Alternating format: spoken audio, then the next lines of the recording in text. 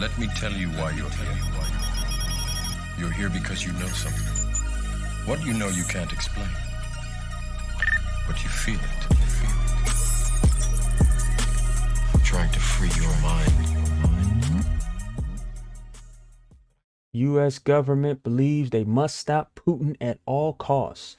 U.S. bans Kaspersky for posing significant risk.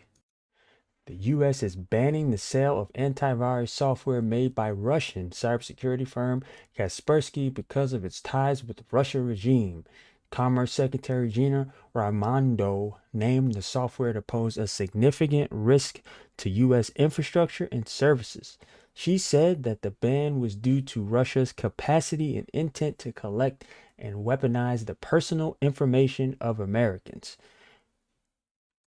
There are a ton of United States government services that aren't even antiviruses that do that. But let's continue.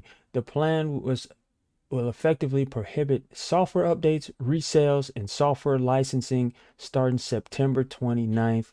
Sellers and resellers who breach these restrictions will be subject to fines from the Commerce Department. Now, this is, to me, is the most important thing. This ban will also prohibit the company from sending signatures, crucial components of antivirus software that detect malicious threats. Antivirus vendors frequently send updated signatures to customer machines to ensure customers remain protected against new malware and threats as they are identified. So you want an antivirus client that stays up to date with the latest potential malware, risk, and hacks. And if you're using a client that suddenly stops updating those, your computer could be at risk from any new type of threats, any new type of viruses that come about in the future.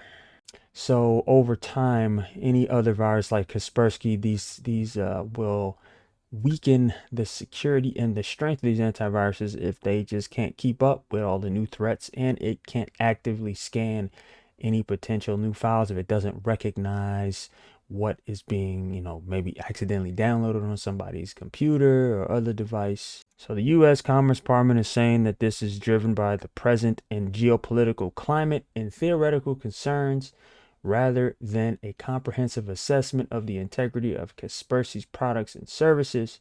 It says Kaspersky also asserted that its activities do not threaten U.S. national security and indicated that it will explore legal actions to maintain its operations.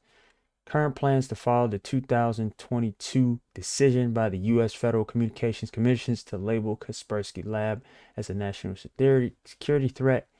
According to Reuters, Kaspersky was the first Russian firm to join the threat list, first populated with Chinese companies such as Huawei and ZRE Corp. Now, since the Trump era, 2017, the U.S. government had banned Kaspersky from all types of devices anyway, but they are making the full ban of sales as of September 29th. The United States also isn't the first country to go about banning Kaspersky. Poland did it back in 2022, as well as Ireland, Lithuania, Latvia, and Estonia. They all called for an EU-wide ban on Kaspersky amid the growing concerns of Russian involvement. Germany has a cybersecurity watch team, BSI, and they have warned against using Kaspersky. Germany also was supported by Italy, and they decided to replace Kaspersky with other options as well. But is there actual proof that Kaspersky antivirus is being used with Russian intelligence? Now, Cyber News says this: Kaspersky has faced criticism for continuing to provide its cybersecurity services to clients in Russia, including the country's defense ministry, even as the invasion of Ukraine prompted businesses to exit the country. Cyber News researchers have discovered that the IP address behind the MIL.RU, the Russian Ministry of Defense, belongs to Kaspersky Lab. So we have this thread.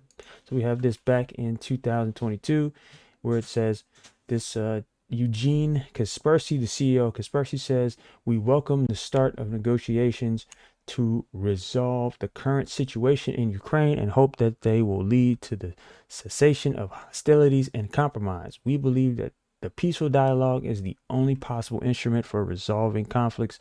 War isn't good for anyone."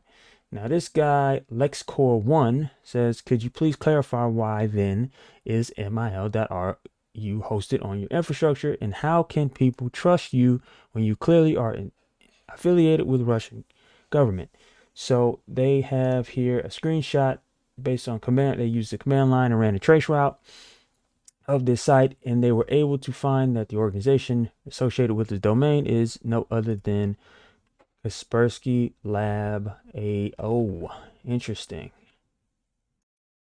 Now, continue on with the cyber news article. It says Kaspersky Labs also protects many other high-value domains that the Russian government used to spread its propaganda, such as the state-owned news agency TASS, the state-owned TV network, Russia Today, and Gazprom Bank. Researchers speculated that Kaspersky might have some contact with the Russian government, host their front-facing servers or the internet through them. And Kaspersky denied in a written statement that the domain of Russia's Ministry of Defense is hosted on company's infrastructure.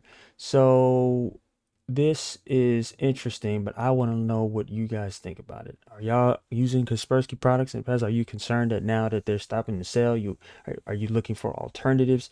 How involved do you think Kaspersky is involved with Russian intelligence? Is it just as simple as hosting hosting domains, or so there could be something deeper here? Let me know in the comments what you think on Rumble, YouTube, or Odyssey, excuse me. Thanks and take care.